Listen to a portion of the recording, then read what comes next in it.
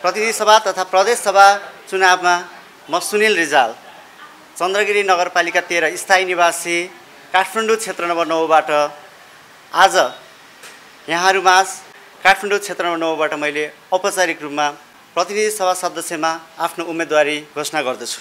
म सांसद भए पछाडी म महानगरको जिम्मेवारी मात्र हो भनेर बस्ने छैन।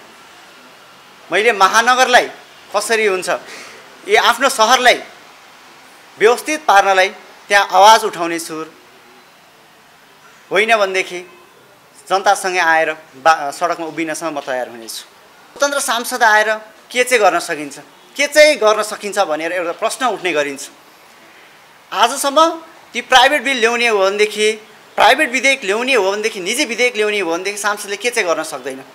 सांसदले जनसरकारका सम्बन्धमा आफ्नो विधेयक पेश गर्ने हो भनेदेखि, आफ्नो सम्बन्धी कानुन विधेयक पेश गर्ने हो भनेदेखि एउटा सांसदले धेरै कुरा गर्न सक्छ। यहाँ राष्ट्रले प्रत्येक सांसदलाई सचिवालय प्रदान गरेको छ, शासकीय लेभलको कर्मचारी प्रदान गरेको छ। ती कर्मचारीको प्रयोग उनीहरूले केमा गरिरहेका छन् त?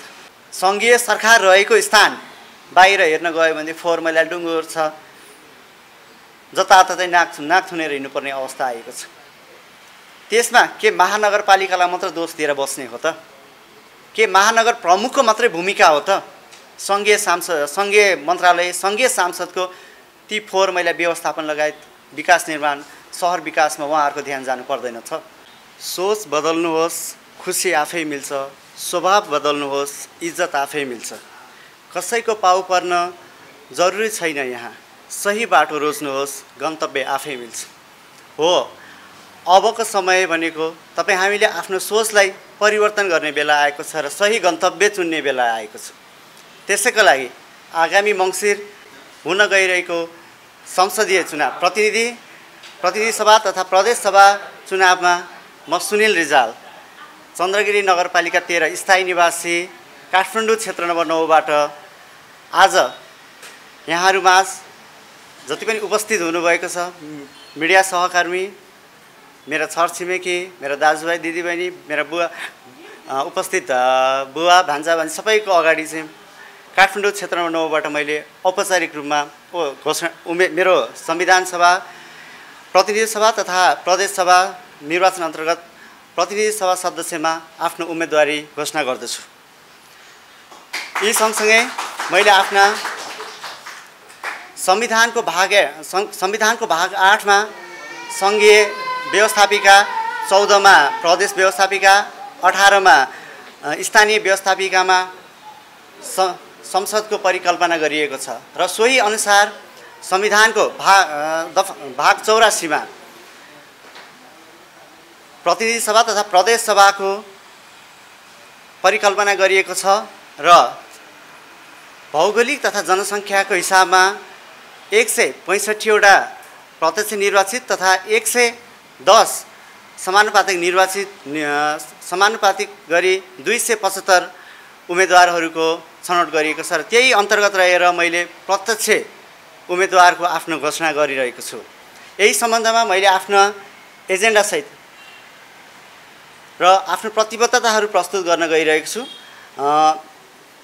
कार्यक्रम अलिकति छुट्टै ढङ्गले हामी प्रस्तुतीकरण भएका छौँ, जसमा मैले एकदमै छोट्याएर आफ्नो एजेन्डा तथा प्रतिबद्धता व्यक्त गर्न गइरहेको छु।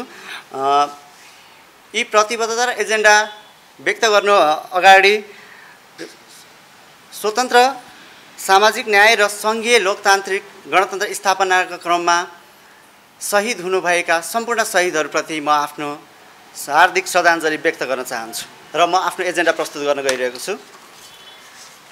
मेरो उम्मेदवारीको मूल नारा यहाँहरूले देखिनै सक्नुहुन्छ, समृद्ध नेपाल र नेपालीको लागि, जुन हामीहरूले पहिला पनि भन्दै आएका छौँ र देख्दै आएका पनि छौँ। भन्न त सबैले भने, पहिलाको नेताहरूले पनि भनेका हुन्, तर गर्न त केही देखिएन। त्यस कारणले स्वतन्त्र उम्मेदवारीहरू आफू अहिलेका युवाहरू अगाडि आउनु परेको अवस्था हो। यही सम्बन्धीमा मैले आफ्नो कार्य अनुभव, मेरो आफ्नो पढाइ लगायत सबैलाई समेटेर चाहिँ आफ्नो एजेन्डाहरू तयार पारेको छु, जुन चाहिँ यस प्रकार रहेका छन्। विकासको क्रम र मैले राष्ट्रिय क्रममा दुईटा विभाजन गरेको छु। प्राविधिक शिक्षा, स्वास्थ्य र रोजगारी सिर्जना उद्यमशीलता मुख्य प्राथमिकतामा रहनेछ। अहिले हामी हेर्न थाल्यौँ भनेदेखि एयरपोर्टमा जान थाल्यो भनेदेखि दिनानुदिन हजारौँ युवाहरू चाहिँ विदेशी रहनु भएको छ। कोही शिक्षाको लागि, कोही रोजगारीको लागि गइराख्नु भएको छ। त्यो अवस्था कसरी आयो त भन्दाखेरि हामीहरूमा एक त यहाँ बसेर काम गर्ने वातावरण छैन, अर्को भनेको यहाँ बसिसके पछाडि रोजगारी खोइ, गुणस्तरीय शिक्षा खोइ, त्यसको लागि नि जानु परेको अवस्था छ। र कतिन्जेल हामीहरूले हाम्रो देशका गहनाहरूलाई बाहिर पठाइरहने, कतिन्जेल चाहिँ रेमिट्यान्सको भरमा देशलाई जोगाउन खोज्ने। अहिले पछिल्लो समयमा हेर्ने हो भने रेमिट्यान्सको सङ्ख्या एकदमै घट्दै गइरहेको अवस्था छ। त्यो अवस्था अब बिस्तारै जाने हो भने आगामी दिनमा झन् त्यसले एकदम विकराल रूप लिएर झन् एकदमै देशलाई आर्थिक सङ्कटमा लान सक्ने अवस्था देखिरहेको छ। ती अवस्थाहरू न्यूनीकरण गर्नको लागि जति पनि युवाहरू हाम्रा गहनाहरू विदेशीकरण भइराख्नु भएको छ, उहाँहरूलाई हाम्रै देशमा प्राविधिक शिक्षा लगायत गुणस्तरीय शिक्षा प्रदान गर्न सक्यौँ र उहाँहरूलाई यही हाम्रो ठाउँमा रोजगारी प्रदान गर्न सक्यो भने देशले आर्थिक उन्नति हासिल गर्न सक्दछ। त्यही सिलसिलामा मैले मेरो मुख्य एजेन्डा युवा रोजगारी र उद्यमशीलतालाई राखेको छु। यो सँगसँगै म आफै पनि गरिबी निवारणको क्षेत्रमा काम गरिसकेको हुनाले र त्यही अनुभवलाई सँगाल्दै देशमा रहेका झन्डै 16% जनता अहिले पनि गरिबीका रेखामुनि छन् र त्यसै गरी 26% जनताहरू बहुआयामी गरिबीमा रहेका छन्। र ती गरिबी न्यूनीकरणको लागि विभिन्न संस्थाहरू खटिएका छन्। सरकारी स्तरमा पनि विभिन्न कार्यक्रमहरू ल्याइरहेका छन्, तर कहीँ पनि एक द्वार प्रणाली छैन। सबै संस्थाहरू विभिन्न छरिएर जाने, तर कोर पिपलमा नपुग्ने हुँदा चाहिँ मैले गरिबी निवारण सम्बन्धी हाल सञ्चालित विभिन्न कार्यक्रमहरूलाई एक द्वार प्रणालीमा ल्याई प्रभावकारी ढङ्गले अघि बढाइनेछ भनेर मेरो दोस्रो एजेन्डाको रूपमा राखेको छु। त्यसै गरी आधुनिक कृषि उत्पादनमा जोड दिई आयात कम गरी वैदेशिक व्यापार घाटालाई न्यूनीकरण गरिनेछ। आजको दिनमा हेर्ने हो भने हाम्रो वैदेशिक घाटा झन्डै 17 खर्ब रुपियाँ रहेको छ, जुन एकदमै आर्थिक सङ्कटतिर धकेलिरहेको अवस्था छ। नेपाल एउटा कृषि प्रधान देश भनेर पनि चिनिन्छ। त्यही अवस्थामा हामीले हाम्रो कृषि उत्पादन किन नबढाउने, किन आधुनिक कृषितिर किन नजाने, कति दिन चाहिँ आयातमा मात्रै निर्भर भइराख्ने। ती आयातलाई कम गर्नलाई हामीले हाम्रो कृषि उत्पादनलाई बढाउनै पर्ने हुन्छ र त्यहीलाई मैले आफ्नो तेस्रो एजेन्डा राखेको छु। यदि हामीले हाम्रो उत्पादनलाई बढाउन सक्यौँ र त्यसलाई यहाँको मागअनुसार परिपूर्ति गर्न सकेर त्यसलाई एक्सपोर्ट पनि गर्न सक्यो अवस्था मात्रै वैदेशिक घाटा घट्ने र हामीले हाम्रो सञ्चितीकरण बचाउन सक्ने हुँदा चाहिँ त्यसलाई मैले आफ्नो अर्को मुख्य एजेन्डा राखेको छु। त्यसै गरी आन्तरिक तथा बाह्य पर्यटनमा जोड दिई रोजगारी सिर्जना गरी आर्थिक उन्नति गरिनेछ। नेपाल एउटा माउन्ट एभरेस्टले नेपाल भन्नासाथ सगरमाथाको देश भनेर चिनिन्छ। विश्वमा कति अहिले पनि थाहा छैन भ्रामिक के फैलिरहेछ भनेदेखि यो कुनै माउन्ट एभरेस्ट चाइनाको हो कि भारतको हो कि भन्ने जुन भ्रम फैलाइरहेको छ, त्यसको लागि चाहिँ एउटा नेपाल चिनाउने एउटा माध्यम छ र त्यसको लागि भने पर्यटकीय नेपालमा भित्राउनु पर्ने अवस्था छ। मैले हिजो मात्र डाटा हेर्दाखेरि पर्यटन नेपालबाट मैले आन्तरिक र बाह्य पर्यटनको कुरा गर्दाखेरि आन्तरिक पर्यटन किन भनिरहेको छु भनेदेखि नेपालबाट अहिले विदेशी नै नेपाली पर्यटन बाहिर जाने क्रमको हेर्दाखेरि झन्डै 100 पढाइ र पर्यटन गर्दा 165 अर्ब रुपियाँ नेपालबाट विदेशीका रहेछन्। 165 अर्बमा झन्डै 95 अर्ब चाहिँ पर्यटकीय मात्र खर्च भएको छ। ती बाहिर जाने नेपालीहरूलाई नेपालकै आफ्नो प्राकृतिक सौन्दर्यमा भिजाउन किन नसक्ने, हाम्रो प्राकृतिकतर्फ उहाँहरूलाई पठाउन किन आन्तरिक पर्यटनमा हामीले किन फोकस नगर्ने, यी कुराहरूलाई समेटेर चाहिँ मैले आन्तरिक तथा बाह्य पर्यटनलाई मेरो आफ्नो अर्को एजेन्डाको रूपमा राखेको छु। यसलाई प्राथमिकता एकदमै राखिनेछ। यदि पर्यटनलाई हामीले बढाउन सक्यौँ र सबैलाई आफ्नो चिनारी प्रस्तुत गर्न सक्यो भने मात्र देशले एउटा प्रगति हासिल गर्नेछ। र आन्तरिक पर्यटन तथा बाहिर पर्यटन आउँदाखेरि कुनै एउटा समुदायको व्यक्तिहरूले जागिर पाउने, रोजगारी सिर्जना त्यहीँबाट अवश्य नै हुनेछ, त्यहीँबाट आर्थिक वृद्धिमा फोकस जाने नै छ। त्यसले गर्दा यसलाई मैले अर्को एजेन्डाको रूपमा राखेको छु। त्यसै गरी आफ्नो धार्मिक कला वेशभूषा संस्कृतिलाई प्रवर्धन गरी पर्यटकीय विकास गरिनेछ र आर्थिक उन्नति गरिनेछ। अहिले हेर्ने हो भने हामीले हाम्रो धार्मिक वेशभूषा सबै बिर्सँदै गइरहेको अवस्था छ। हामीले हाम्रो सोसाइटीप्रति जुन मान्दै आएका कला संस्कृति छ त्यसलाई बिर्सिँदै गएको अवस्था छ। अहिले काठमाडौँमा हेर्ने हो भने हाम्रो नेवार समुदायले मात्र एउटा धार्मिकलाई हाम्रो संस्कृतिलाई जोगाउने एकदमै प्रमुख भूमिका खेलेको देखिन्छ। जस्तै अस्तिको लाखे नाच हेर्नुभयो भनेदेखि एक मान्छेको त्यहाँ जति पनि यहाँको लोकल पिपलहरूको भिड छ त्यसले पनि एउटा आफ्नो कला संस्कृतिप्रतिको माया मोह देखाउँछ। त्यसलाई मैले आफ्नो अर्को एजेन्डाको रूपमा राखिरहेको छु। त्यसैगरी नवीकरणीय ऊर्जाको उपभोग मार्फत रोजगारी सिर्जना तथा आर्थिक वृद्धि। नवीकरणीय ऊर्जा रिन्युअल इनर्जी त्यति भन्न साथै हाम्रो अब नेपाल एउटा विश्वमै दोस्रो पानीको स्रोत जलस्रोत भएको देश भनेर मानिन्छ। ती जलस्रोतलाई हामीले ऊर्जामा प्रयोग गर्न किन नसक्ने? केही अगाडिको रिपोर्ट हेर्ने हो भने पनि ऊर्जाकै विद्युत बेचेर पनि हामीले करोडौं रुपैयाँ कमाइरहेको अवस्था छ। त्यसलाई मात्रै यदि नेपालमा प्रमुख 4-5 वटा हाइड्रोलाई विस्तार गर्ने हो भनेदेखि अरू हामीले केही गर्नै पर्दैन, त्यहीँबाट रोजगारीको सिर्जनाहरू त्यही नै हुनेछ। त्यसले नै आर्थिक वृद्धिलाई माथि पुर्याउनेछ। त्यही भएर मैले अघिदेखि नै प्राविधिक शिक्षा मार्फत नै रोजगारीको कुराहरू गर्दै आएको छु। यी 2-3टा कुरा गर्ने हो भने कृषिलाई फोकस, त्यसैगरी पर्यटनलाई फोकस र ऊर्जाको प्रपर व्यवस्थापन गर्न सक्ने हो भनेदेखि हामीले नयाँ नेपाल समृद्ध नेपालको लागि हामी धेरै टाढा पुग्नै पर्दैन, भाषण मात्र सीमित हुने नै छैन। त्यसैगरी प्राकृतिक स्रोत साधन र उच्चतम प्रयोग मार्फत पर्यटकीय विकास, रोजगारी र आर्थिक वृद्धि। हामीसँग भएको नेचुरल रिसोर्सेस प्राकृतिक स्रोतहरूलाई नै हामीले प्रयोग गरेर नै पर्यटकीलाई भित्राउन सक्ने साथसाथै आर्थिक वृद्धि गर्न सकिने भन्ने स्वरूप नै मैले प्राकृतिक स्रोतको उच्चतम प्रयोग भनेर आफ्नो एजेन्डामा राखेको छु। त्यसैगरी यी कुराहरू यहाँलाई लाग्ला यी कुरा त अरूले पनि ल्याइसकेका हुन्, नयाँ एजेन्डा के आयो त? पहिला हामीले गर्नुपर्ने भनेको जुन पुरानो एजेन्डाहरू छन् त्यो एजेन्डालाई नै पहिला परिपूर्ति, त्यसलाई नै पहिला निकास दिएर त्यसलाई समाधानतर्फ जानुपर्ने हुन्छ। भाषणको लागि या कसैको जनताको इमोसन्स एकछिन खेलवाड गर्नको लागि मैले नयाँ एजेन्डा ल्याएर त्यो परिपूर्ति गर्न सकिनँ भनेदेखि त्यो मेरो अहिले तत्कालको लागि त म एकछिन वाहवाही पाउँला, तर पछिको लागि म त्यसको धिक्कारको पात्र हुनेछु। त्यही भएर मैले जति पनि स्थानीय निकायहरूले आफ्ना एजेन्डाहरू ल्याउनु भएको छ ती एजेन्डाहरूलाई नै मैले पनि साथ दिएर संसदमा आवाज उठाउने छु भनेर मैले आफ्नो एजेन्डामा राखेको छु। त्यसैगरी मानव हक अधिकार हित सम्बन्धी संसदमा आवाज उठाइनेछ र देशको शान्ति सुरक्षामा जोड दिइनेछ। हामीहरूको खुला नीति अन्तर्गत हाम्रो खुला सीमा क्षेत्रको अन्तर्गत हाम्रोमा देशमा असुरक्षाको भावना बढ्ने एकदमै चान्सेस छ। त्यसले गर्दा चाहिँ त्यसलाई शान्ति सुरक्षामा एकदमै जोड दिइने छ भनेर मैले आफ्नो एजेन्डामा राखेको छु। त्यसैगरी मानव हक अधिकार मैले किन भनिरहेको छु भनेदेखि यहाँ निर्मला काण्डदेखि विभिन्न काण्डहरू भए, ती काण्डको अहिलेसम्म छानबिन लगायत ती रिजल्ट आउन सकेको छैन। त्यस्ता कुराहरूमा एकदमै फोकस जानेछ भनेर मैले यी एजेन्डामा राखेको छु। यी कुराहरू गरिरहनलाई हामीसँग सही नीति पनि छन्।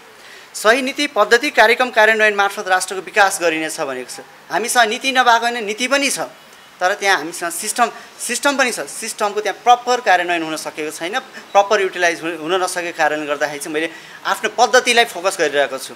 पद्धतिलाई चाहिँ यदि हामीले गुणस्तरीय गर्न सक्यो भने मात्र हामीले आफ्नो लक्ष्य हासिल गर्न सक्छौँ। हामी यदि कतै सरकारी निकाय या कहीँ जानु पर्यो भनेदेखि कुनै भनसुन या कसैको मान्छेलाई नभनिकन हामीले आफ्नो काम गर्न समाप्त गर्न सकिरहेको हुँदैन। त्यही सिस्टमलाई नै विकास गर्न सक्यौँ भनेदेखि हामी हाम्रो समृद्ध नेपालबाट धेरै टाढा पुग्नै पर्दैन। जस्तै सरकारी कार्यालयमा जाने हो, म आफै सरकारी कार्यालयमा गएर काम गरेर आइसकेको अनुभव मेरो सेयर गर्दाखेरि 10 to 5 भनिन्छ। 10 देखि 5 बजे कार्यालय समय, हामी 10 बजे पुग्दाखेरि हाम्रो कार्यालय साथीहरू कोही पनि भेटिने अवस्था हुँदैन। यदि हामीले प्रपर मोनिटरिङ गरेर उहाँहरूलाई हाम्रो पद्धति सिस्टममा ल्याउन सक्यो भनेदेखि एक त समय हामीले भनेको समयमा काम हुने, अर्को कसैलाई भनसुन गर्नु नपर्ने, र अर्को रिजल्ट ओरिएन्टेड, रिजल्ट चाँडै आउने र समय कसैको खेर नजाने हुन्छ। त्यही भएर मैले सिस्टम पद्धतिलाई विकास गर्नुपर्छ र पद्धतिलाई एकदमै कार्यान्वयन गर्नुपर्छ भन्ने यसलाई मैले फोकस गरेको छु। यी मेरा मुख्य एजेन्डाहरू रहेका छन्। यी सँगसँगै आज म यहाँ आइरहेको छु प्रतिनिधि सभाको सांसदको लागि। मैले जितेपछि मेरो सांसदको भूमिका के रहन्छ? हुन त सांसदहरू जो पनि उम्मेदवार हुनुहुन्छ उहाँहरूले विकास क्रमलाई मात्र फोकस गर्नुहुन्छ। मेरो आफ्नो भूमिकाबारे कसैले पनि प्रस्फुटन गरिरहेको भेटिन्न। फेरि जनतामा विकासको कुरा गरेन भनेदेखि सांसदको के चाहिँ गरेर भन्ने पनि भ्रम पनि फैलिन्छ। सांसदको मुख्य भूमिका भनेको नीति निर्माणमै रहन्छ। ती नीति निर्माणमा हामीले यदि सजग हुन सकेनौँ र ध्यान दिन सकेनौँ भनेदेखि हाम्रो विकास क्रम कुनै पनि हुने छैन, विकास क्रम हुनै सक्दैन। किनकि एउटा नीतिले गर्दाखेरि हाम्रा जति पनि कार्यक्रम कार्यान्वयन हुन्छ त्यसमा असर गर्ने हुँदाखेरि त्यो नीति नै त्यो विकाससँग जोडेर बनाउन सक्यो भनेदेखि त्यति बेला हामीले हाम्रो विकासको क्रमलाई एकदमै सहजताका साथ अगाडि बढाउन सक्नेछौँ। त्यही भएर म सम्पूर्ण मतदाता तथा समग्र नेपाली जनतामा मेरो प्रतिबद्धता म व्यक्त गर्न गइरहेको छु। यदि सांसद भएर आइसकेको खण्डमा मेरो प्रतिबद्धता के रहन्छ भन्नेमा म अहिले स्वतन्त्रको उम्मेदवारको हिसाबले आइरहेको छु। कुनै पार्टीसँग संलग्न छैन, कोही प्रति आबद्ध छैन। त्यसैले मेरो स्वतन्त्र सांसदमा स्वतन्त्रै भूमिका रहनेछ, जसमा स्वतन्त्र सांसद भएको कारणले सकेसम्म यहाँ सांसद हुनसाथ सरकारमा जानुपर्ने भनेर भनिन्छ। मैले त्यसमा स्वतन्त्र सांसद भएको कारणले म सरकारमा जाने छैन भनेर बनाइराखेको छु। यदि जानु परेको परिस्थितिमा स्वतन्त्र सांसदको हिसाबले काम गर्ने अवसर प्राप्त भएमा मात्र सरकारमा समावेश हुनेछु। त्यसै गरी अत्यन्त जरुरी परेको काम परेको अवस्थामा बाहेक संसद बैठकमा अनुपस्थित हुने छैन। हिजो मात्रै नागरिकता विधेयक सम्बन्धी संसदमा छलफल भयो, त्यहाँ मुख्य पार्टीका नेताहरू अनुपस्थित देखिन्थे। देशको एउटा संवेदनशील नागरिकता सम्बन्धी विधेयक छलफल हुँदै गर्दा हाम्रा सांसदहरू कहाँ गए त नि? उहाँहरूको उपस्थिति हुनु पर्दैन थियो त? त्यस्तो संवेदनशील अवस्थामा सांसदबाट बाहिर बस्थिने अनि पछि मलाई यो थाहा भएन, मैले यो गर्न चाहेको थिइनँ भनेर मात्र बोलेर त भएन। त्यही कुरालाई म एज अ सांसद भइसके पछाडि म मेरो एकदमै अर्जेन्ट महत्त्वपूर्ण काम बाहेक परेको अवस्था बाहेक संसदमा बैठकमा अनुपस्थित हुने छैन भनेर मैले यो प्रतिबद्धता जाहेर गरेको छु। त्यसै गरी तोकिएको संसदीय समितिमा सदस्यको रूपमा रही सक्रिय भूमिका निर्वाह गर्नेछु। आफू सदस्य रहेको संसदीय समितिलाई राजनीतिक दलको प्रतिछाया बन्न दिने छैन।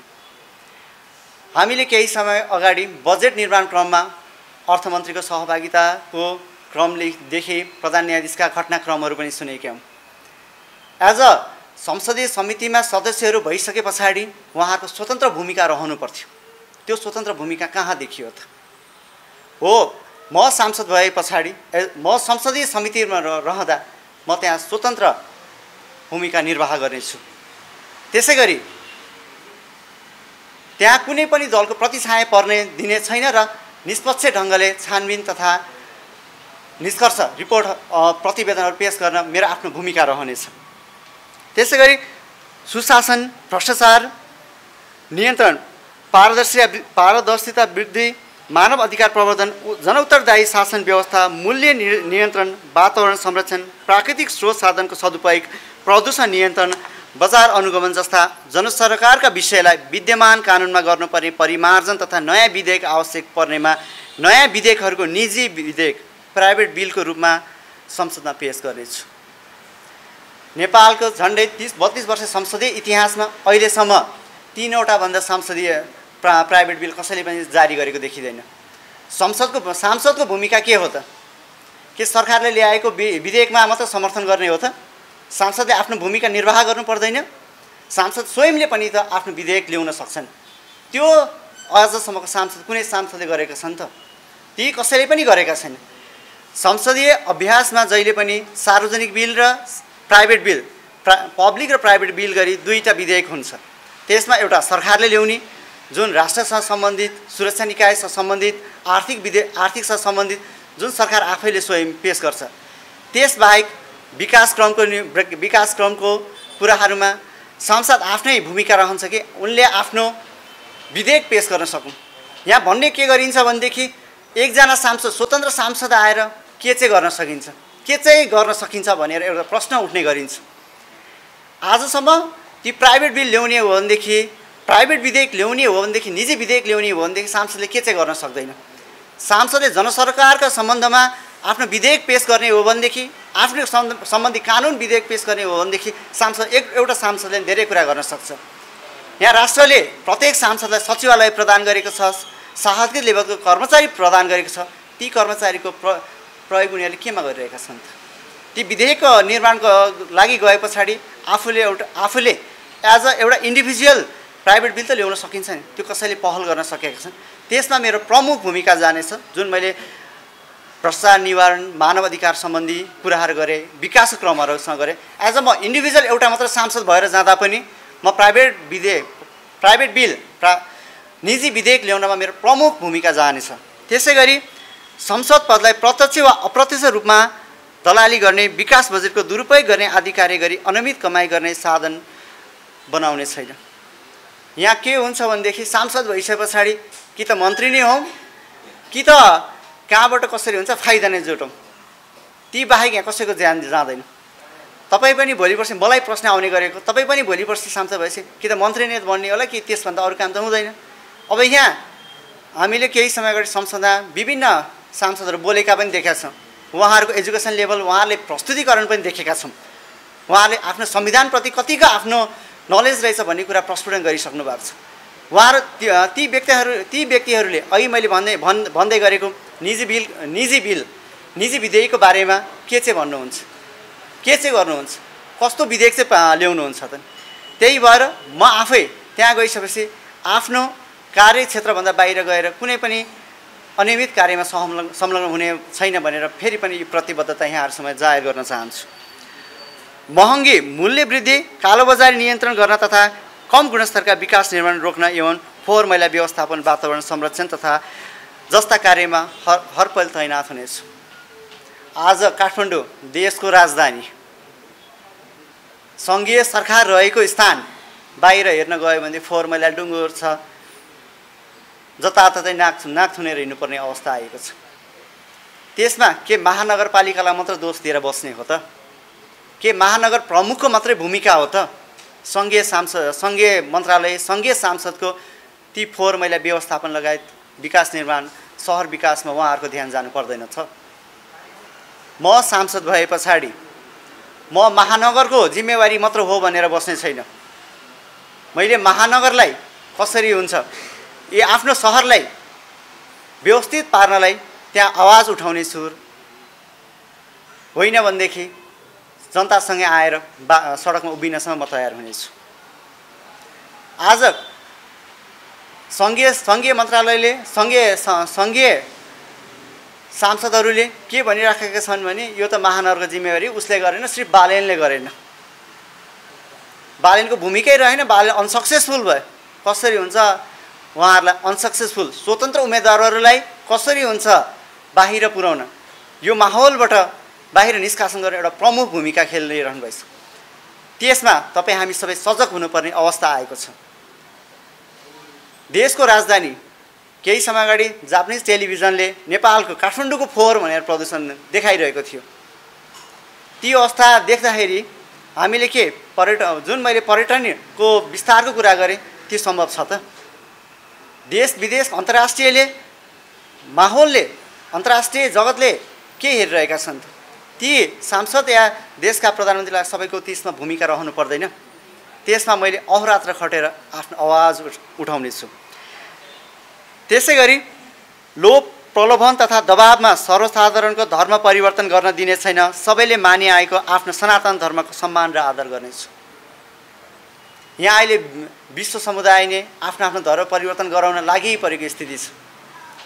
आफ्नो धर्मलाई कसैले पनि ससम्मान गर्न सकेको अवस्था छैन। कसरी हुन्छ अरूको पाउ पोल्ने, पाउमा जाने, उनीहरूले भनेको मान्ने अवस्था आएको छ। त्यसमा मेरो सहमति हुने छैन। जति पनि आफ्नो क्षेत्रमा लगायत राष्ट्रव्यापीमा आफ्नो कला, धर्म, संस्कृति मान्दै आउनुभएका ती सबैलाई मेरो आदर सम्मान रहनेछ। राज्यलाई नै समग्रमा आर्थिक क्रान्तिको केन्द्रित गराउन आफ्नो ठाउँबाट भूमिका खेल्नेछु। युवाहरूलाई उचित प्राविधिक शिक्षा, क्षमता विकास, अवसर, स्वरोजगारीका तालिमहरू, उद्यमशीलताका तालिमहरू सञ्चालन गरी देशको आर्थिक रूपान्तरणमा लागि अभियान सञ्चालन गर्नेछु। हो, अबको समय भनेको युवाले नै देश परिवर्तन गर्ने हो, युवालाई नै सक्षम बनाउने हो।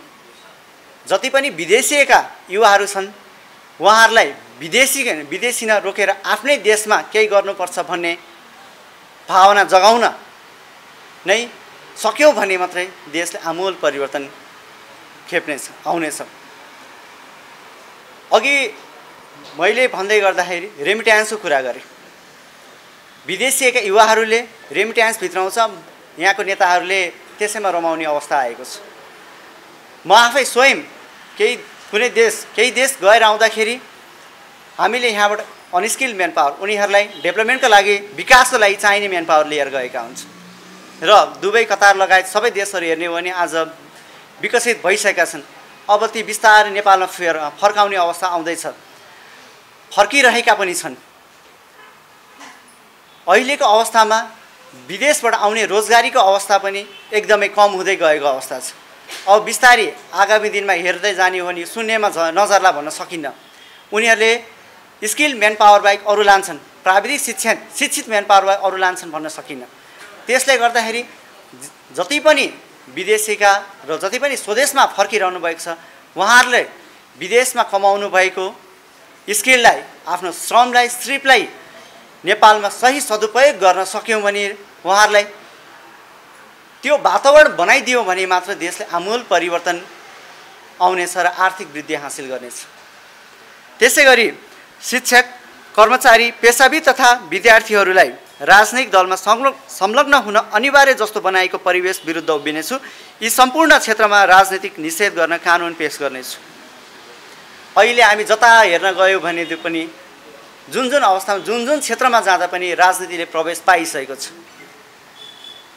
शिक्षक लगायत, कर्मचारी लगायत, विद्यार्थी लगायत उहाँहरूलाई हामीले आफ्नो भूमिका निर्वाह गर्न पठाएका हौँ कि राजनीति गर्न पठाएका हौँ। ती क्षेत्रहरू जबसम्म राजनीति मुक्त हुँदैन तबसम्म देशले कुनै पनि आमूल परिवर्तन गर्न सक्दैन। त्यसले गर्दाखेरि म स्वयं पनि आफ्नो क्षेत्र छोडेर आइरहेको छु राजनीतिलाई। केही न केही त मैले पनि त्यागेर आएको छु नि त। त्यही भएर जति पनि आफ्नो क्षेत्रमा प्रोफेसनमा लाग्नु भएको छ, विद्यार्थीको हुनुहुन्छ, विद्यालय छ, ती क्षेत्रमा राजनीतिकको छाया पर्न दिने छैन। त्यसै गरी राज्यको स्रोत साधनको दुरुपयोग गरी आफ्नो निर्वाचन क्षेत्रको मतदातालाई विकासको नाममा दिएको बजेटको भोट किन्ने परिपाटी अन्त्य गर्न त्यस्तो कार्य भ्रष्टाचार मानिने दफा सम्बन्धित कानुनको समावेश गर्ने विधेयक पेश गर्नेछु। अहिले प्रत्येक सांसदले यति बजेट पाउनुपर्ने, उति बजेट पाउनुपर्ने भनेर व्याख्या गरिरहेका छन् र ती सबै आफ्नै अब निर्वाचन आउँदैछ, निर्वाचनमा भोट किन्नको लागि प्रयोग गरेको अवस्था छ। त्यस्ता अवस्थालाई जबसम्म हामीले निराकरण गर्दैनौँ, जबसम्म त्यसलाई निर्मूलीकरण गर्दैनौँ तबसम्म हुनेवाला केही छैन। यहाँनिर मैले यहाँ जति कराए पनि, जति बोले पनि ती कुराहरूले परिवर्तन, तपाईँ हामीले सोचमा परिवर्तन ल्याउन सकेनौँ भने ती कुरा केही हुनेछ। त्यही भएर भोट किन्ने परिपाटीलाई अन्त्य गरिनेछ र त्यस्ता कार्यलाई भ्रष्टाचार निवारण सम्बन्धित गाँसेर विधेयकमा पेश गर्नेछ। खोइ त्यो आजसम्म कुनै पनि सांसदले ती कुराहरू ल्याएनन्। किन ल्याएनन् त?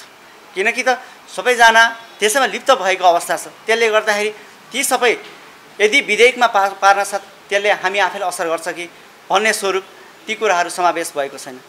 त्यसकारण मैले यदि म सांसद भएको खण्डमा यहाँहरूको अमूल्य मतले निर्वाचित जुन हाम्रो संविधानले व्याख्या गरेको छ, जसले अधिकतम मत ल्याएर विजयी हुन्छ उही सांसद हुने परिपाटी छ, त्यही अनुसार यदि निर्वाचित भएको खण्डमा मैले माथिका प्रतिबद्धताहरू पुरा गर्नेछु र मैले आफ्नो एजेन्डाहरू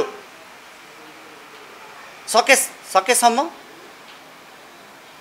मैले पुरा गर्न नसके एजेन्डाहरू मैले बोलेको पनि छैन, ल्याएको पनि छैन र मैले आफ्नो ती एजेन्डाहरू दिलोज्यान दिएर त्यसलाई प्रतिबद्धता पूर्ण गर्ने प्रयास गर्नेछु। यति भन्दै मैले आफ्नो औपचारिक रूपमा काठमाडौँ क्षेत्र नम्बर 9बाट आगामी संसदीय चुनावमा स्वतन्त्र उम्मेदवारीको हैसियतले उम्मेदवारी घोषणा गरेको फेरि पनि घोषणा गर्दैछु। अघि मैले सुरुमा पनि भनेको थिएँ, सोच बदलौँ, गन्तव्य चुनौँ, सही बाटो चुनौँ। अबको समय फेरि पनि यी मैले भनेका कुराहरूमा विचार गरेर आफ्नो सोचलाई परिवर्तन गर्ने बेलामा आएको छ र आफ्नो सही मार्ग चुन्ने फेरि पनि तपाईँ हाम्रो हातमा मौका आएको छ। ती मौकालाई सदुपयोग, राम्रो हिसाबले सदुपयोग गरौँ र आगामी दिनमा कुनै नेतालाई गाली गर्नुपर्ने अवस्था नआओस्। आज भोट दिएर भोलि नै गाली गर्नुपर्ने अवस्था नआओस्। त्यो अवस्था तपाईँ हामीले सिर्जना नगरौँ। यदि तपाईँ हामीले भोट हाल्ने बेलामा आफ्नो स्वविवेक प्रयोग गर्न सकेनौँ र नेता कार्यकर्ताले भने जस्तै उहाँहरूले प्रलोभनमा परेर भोट हाल्नुभयो भने त्यसले 5 वर्ष मात्रै होइन, त्यसले वर्षौँ वर्ष युगौँ युग त्यसले असर गर्नेछ र हाम्रो पुस्ताले मात्रै होइन, आगामी पुस्ताले पनि ती समस्याहरू खेप्नुपर्ने हुन्छ। त्यही भएर हामीले हाम्रो सोचलाई परिवर्तन गर्नुपर्ने हुन्छ। त्यसै गरी यी सबै प्रतिबद्धता पूर्ण गर्नका लागि नै सुनिल रिजालको उम्मेदवारी हो। सुनिल रिजालले उम्मेदवारी किन भन्ने प्रश्न आउँदा गर्दा यी मैले ल्याएको एजेन्डा र मेरो प्रतिबद्धता पुरा गर्नका लागि हो र अहिले भएका विकृति विसङ्गत